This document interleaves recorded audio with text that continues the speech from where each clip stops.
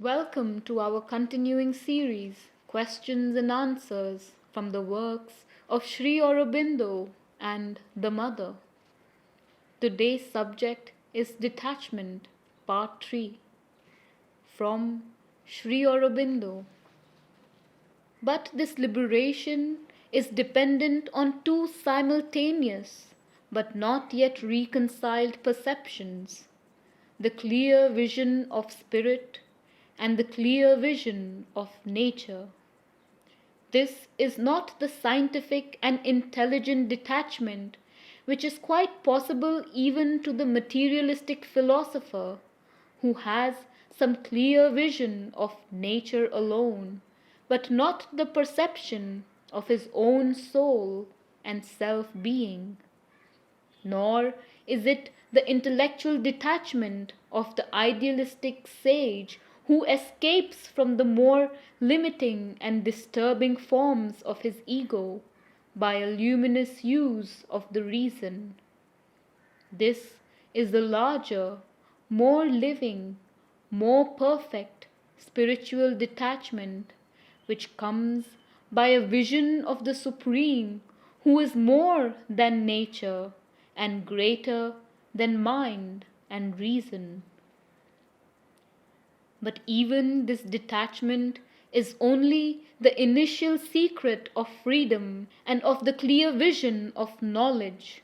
It is not the whole clue to the divine mystery, for by itself it would leave nature unexplained and the natural active part of being isolated from the spiritual and quietistic self existence. The divine detachment must be the foundation for a divine participation in nature, which will replace the old egoistic participation. The divine quietism must support a divine activism and kinetism. This truth, which the teacher has had in view all along, and therefore insisted on the sacrifice of works, the recognition of the Supreme as the master of our works, and the doctrine of the avatar and the divine birth, has yet been at first kept subordinate to the primary necessity of a quietistic liberation. Only the truths which lead to spiritual calm, detachment, equality, and oneness, in a word, to the perception and becoming of the immutable self, have been fully developed and given their largest amplitude of power and significance. The other great and necessary truth, its complement, has been left in a certain obscurity of a lesser or relative light. It has been hinted at constantly, but not as yet developed. Now, in these successive chapters, it is being rapidly released into expression. Disciple, an aspiration towards detachment has come upon me, and the will to avoid luxury or desire or habit of any kind. Sri Aurobindo. If that can be done in a positive, not merely a negative way, then it would be an immense step forward. 18th November 1933.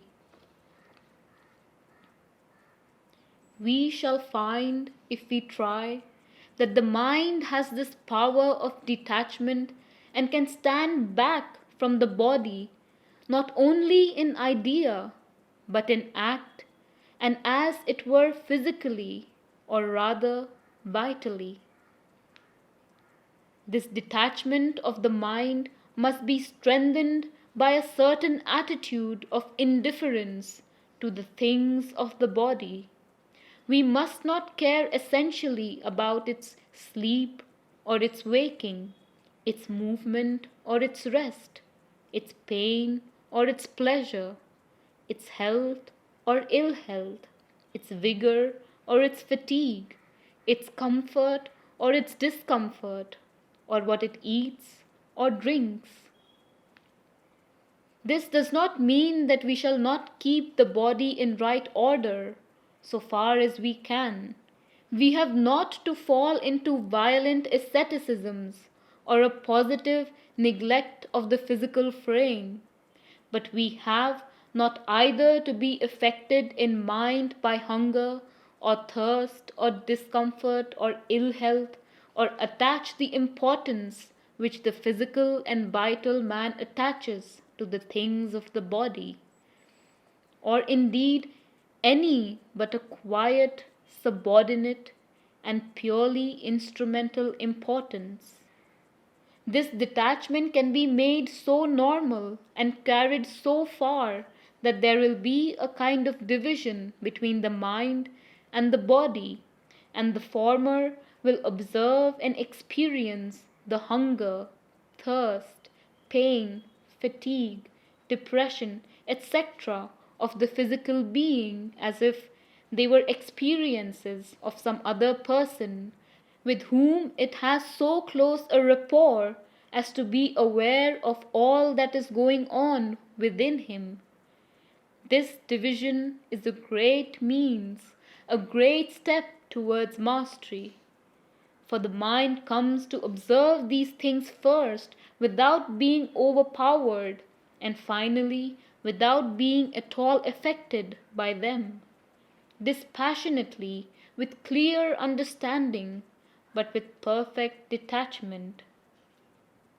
This is the initial liberation of the mental being from servitude to the body. For by right knowledge put steadily into practice, liberation comes inevitably.